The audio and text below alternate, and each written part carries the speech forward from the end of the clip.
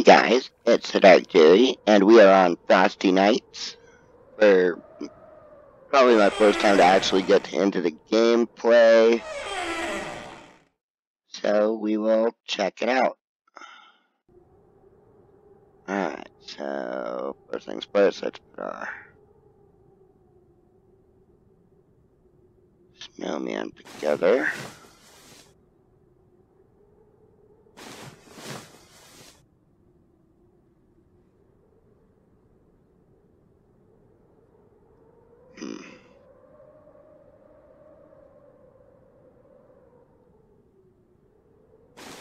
There we go.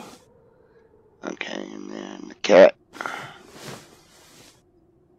Scarf. Hat. And arms. Alright. Yes.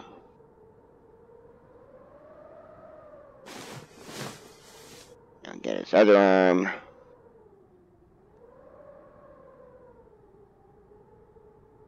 There we go. Alright. So that completes the little basic, just, it's kind of a tutorial on how to interact with certain objects, I guess.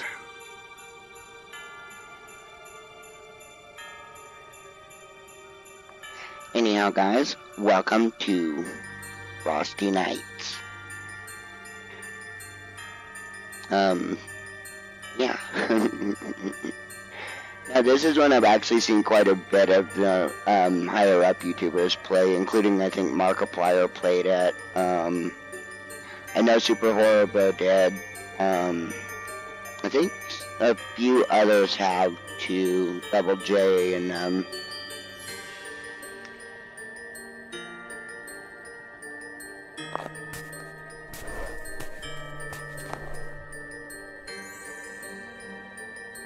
that's such a cool looking deer eye.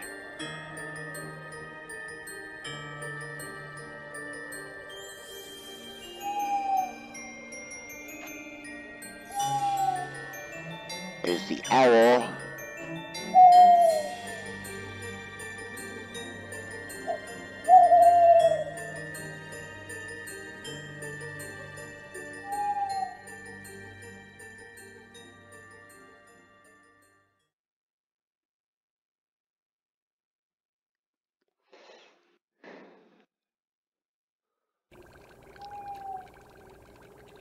Alright, so we're in our room.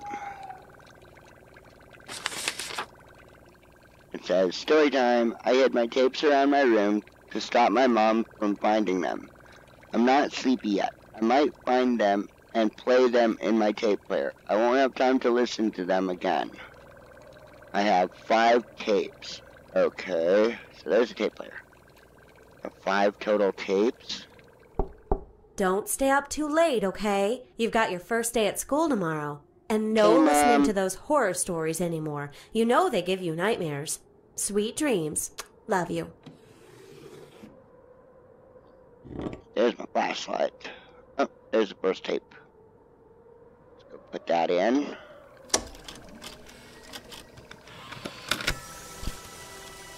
Frosty Nights, Chapter 1.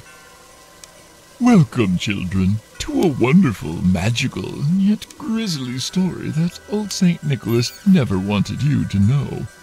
This story takes us back a long, long time ago, when old Nicholas still had flecks of ginger in his beard. We'll just call him by what everyone today know him as, Santa. We will start from the very beginning, when Santa was still scouring the world for the perfect place to build his workshop.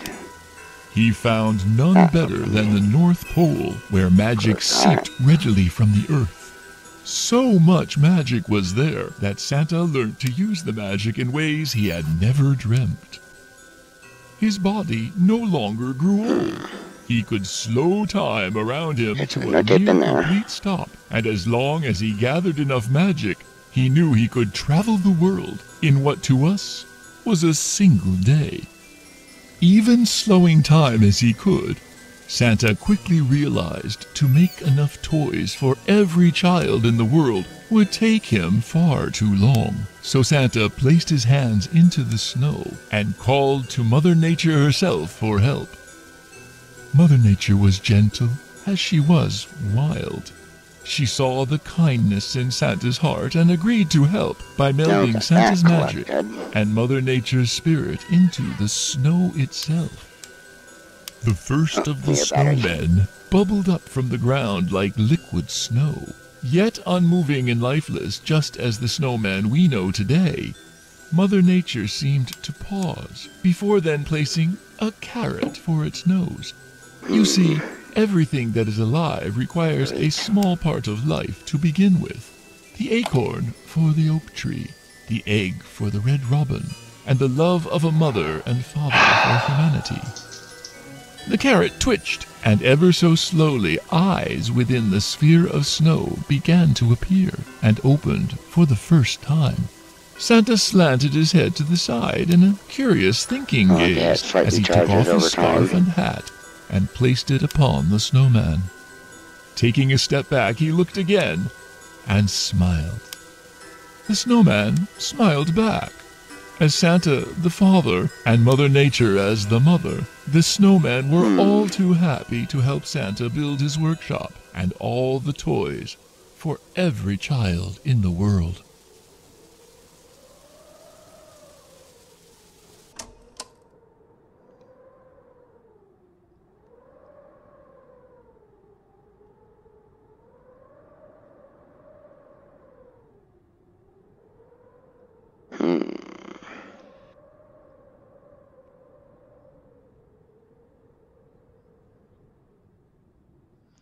Why do those boxes say hello in them? That's a bit creepy.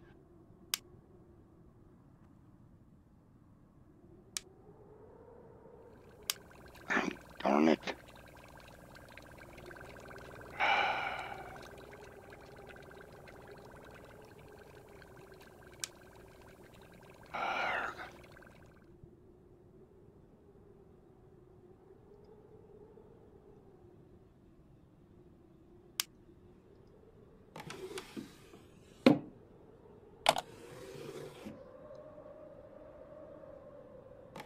Oh. Okay, so that's how you change batteries. Okay, so where's tape 2? Gotta be around here somewhere.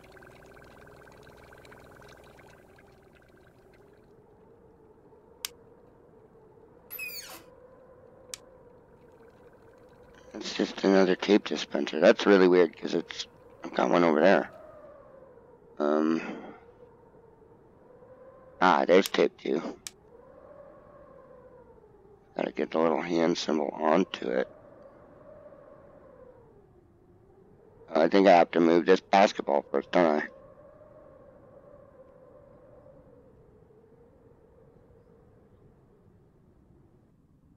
Come on, highlight it.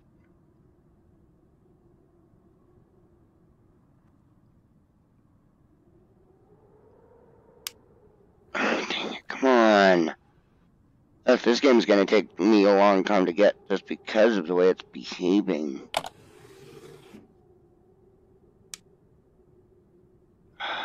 Threw the whole tape across the room.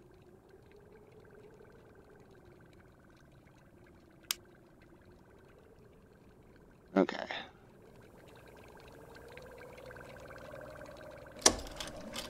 There we go. Chapter 2. Many years had passed, and children throughout the world had Christmas within their hearts. Santa had delivered toys year after year to the children of the world, and the world was a better place for it. However, there were children who were not happy with Santa's toys alone, and demanded more and more. The parents of many of these children succumbed to their child's wishes and began to buy more and more as each year passed. Each year, more and more trees were getting cut down. Toy factories could not keep up with the demand, and forests were not being replanted and regrown as Santa did with his magic. Mother Nature watched as the birds, squirrels, deer, bears, and countless more of her children were left homeless and died. Mother Nature once saw humanity as her children, but each year as the destruction for toys carried on, she became more and more furious. Santa understood Mother Nature's anger and tried to make amends by creating the naughty list.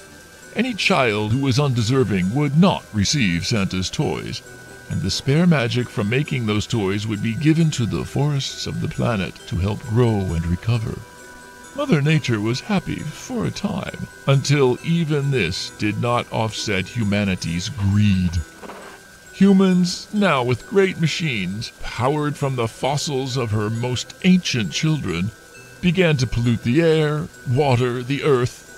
Forests vanished before her eyes, and entire species began to die.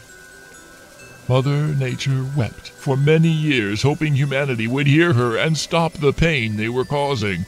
Her cries were drowned out by the drills boring into the planet, the saws biting into the trees, and the roaring of flames in engines. The pain turned to anger, and the anger to fury. Santa was helpless as Mother Nature's suffering began to warp the minds of the snowmen. One by one, they stopped working on toys, and slowly but surely faded into the distance as they left the workshop behind. Santa eventually found the elves high up in the mountains that were glad to be of help to Santa. However, our story is with the snowman, and not Santa. Okay, so now we need tape 3. Good grief. Okay, not there.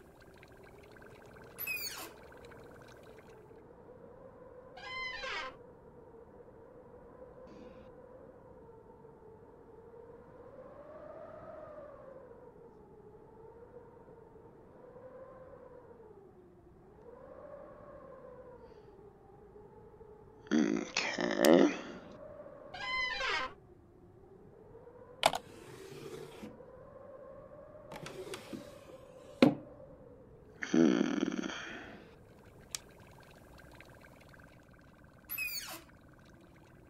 There's it.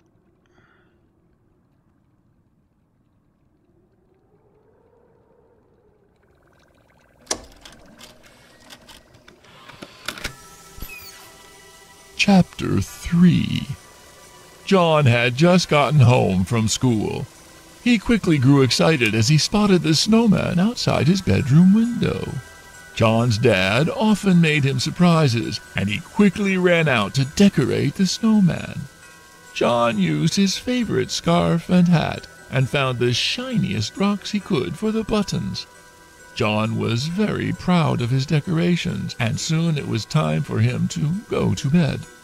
Looking out the window, he smiled at the snowman as his eyes slowly began to close. John awoke with a chill in the air and snow on his bed. He opened his eyes to see the window was wide open. Confused and sleepy, he got up and closed the window. As he looked out, however, he noticed the snowman's hat was missing. It must have blown off in the wind, he thought. Upon getting back into bed, he found the hat on top of his covers. He stopped and thought for a moment.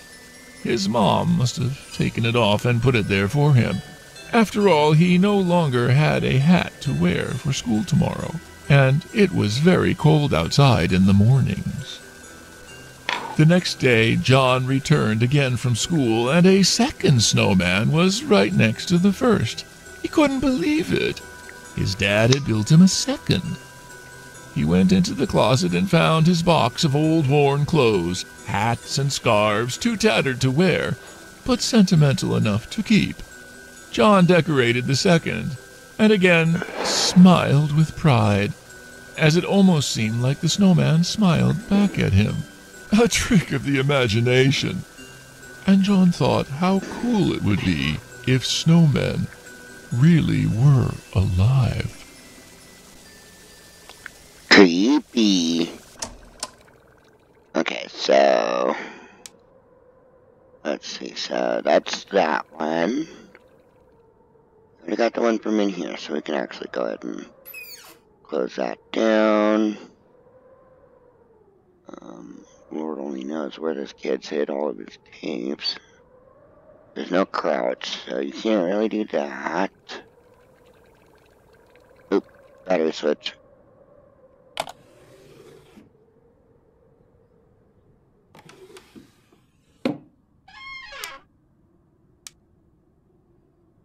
Okay, so I think I determined already that it wasn't in here. Yeah, it's not in there. I think that's where like tape 5 or whatever it'll be. So we're on like tape 4.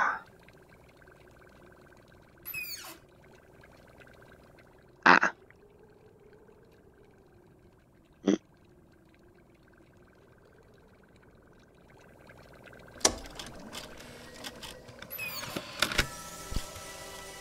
Chapter 4. The sound of snow-filled wind blowing through the room. The screech of an open window hinge as it bangs to and fro. John opens his eyes once again, tiredly shuffling out of bed to close his window. John freezes as his hand reaches for the latch. It's a Only Lego one Santa of the two clock, that's snowmen cool. outside his window. Why has someone moved it? John hears a dripping sound coming from his closet. John may only be a child, but he's never been scared of the dark or monsters. He's too clever to believe in fairy tales, so why would monsters be any more real than those? He heads over to the closet, and with a gentle pull, begins to open the door.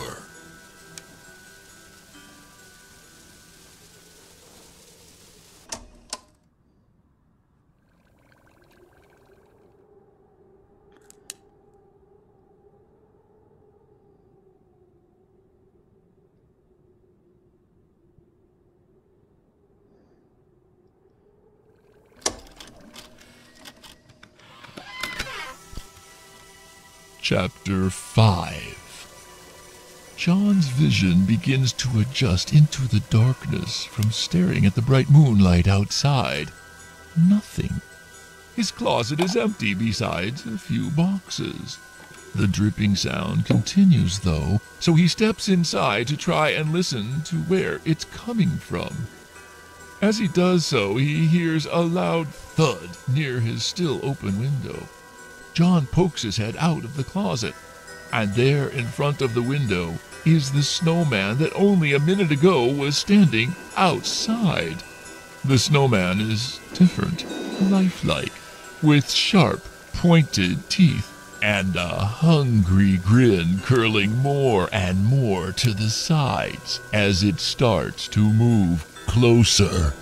John is frozen in fear. He doesn't understand. There is no logical explanation. He slowly backs away, further into the closet. He feels something wet on his head. Drip, drop, drip, drop. As John looks up, the missing snowman is on the ceiling, holding itself up with big, branched arms. John sees the other snowman now in front of the closet, arms reaching. The closet door begins to close, and complete darkness envelops John. Rough, knotted branch fingers wrap around John's head, and a gruesome snap and popping sound echoes through the room from that dark closet.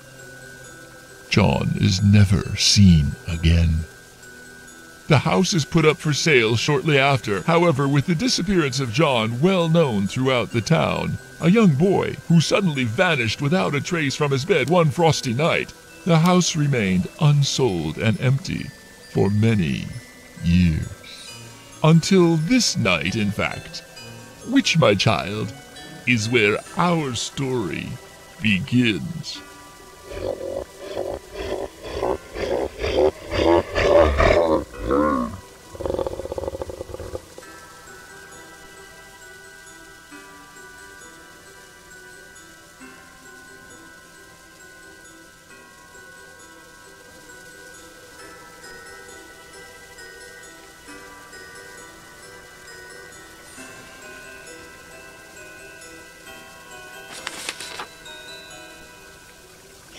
already did that.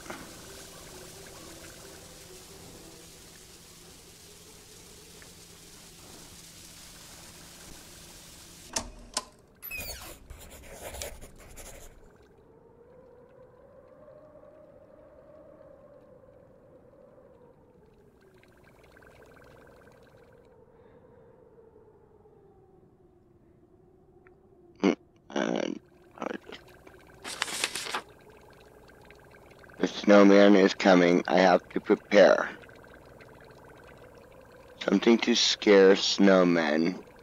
Something to see in the dark. Something to bind both of them together. Trying to swap between them will be dangerous. I should bring everything to the table. Oh, okay. So let's grab this.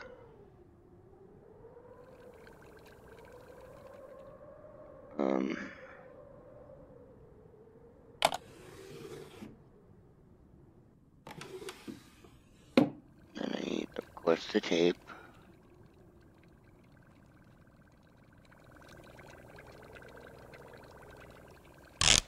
Alright.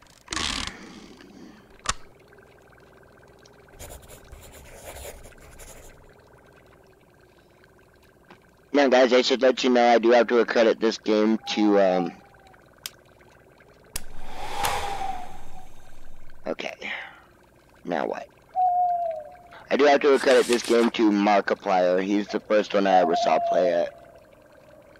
It says action plan. Before each night, I should search for useful things and put them where they will help. Best defense position to start night. Okay.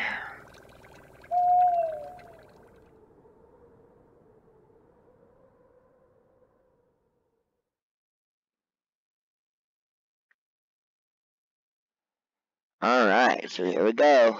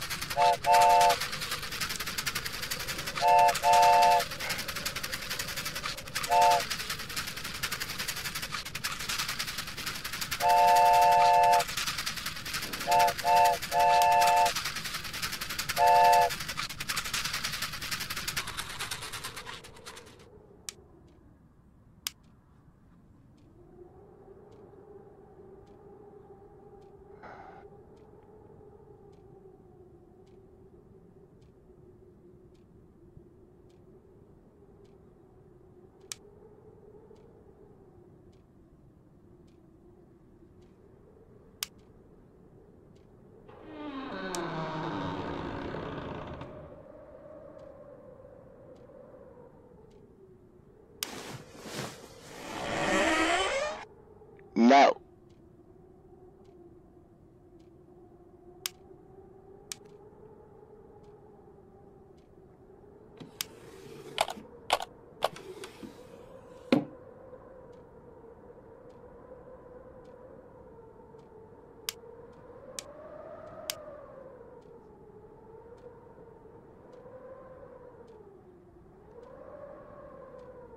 Dum dum dum dum.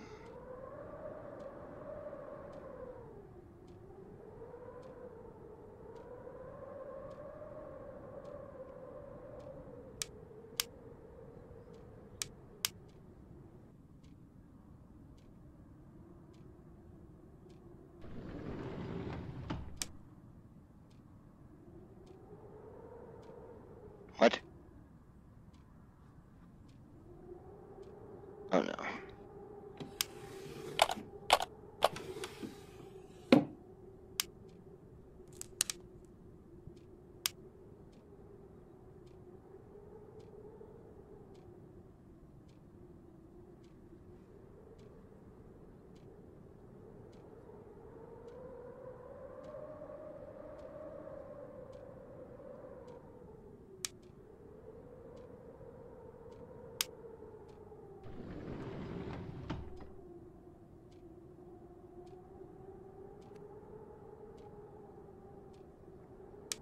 Dude, seriously, just opened both windows.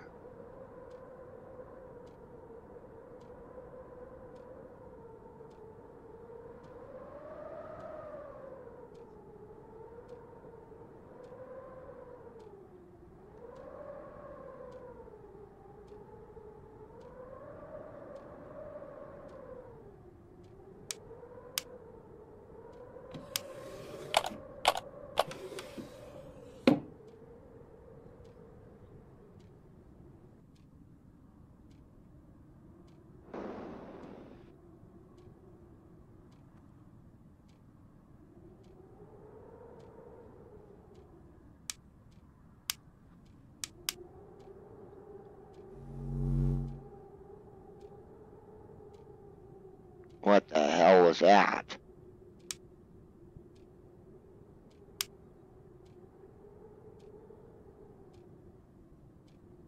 A globe just lit up.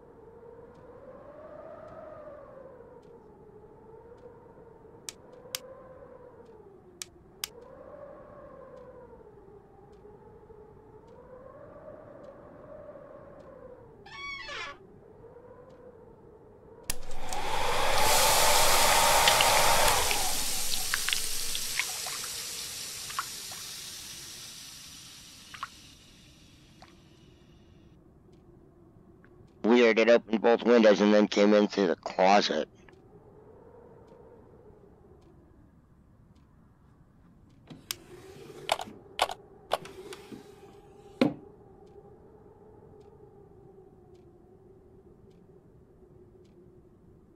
Not too much longer for this night.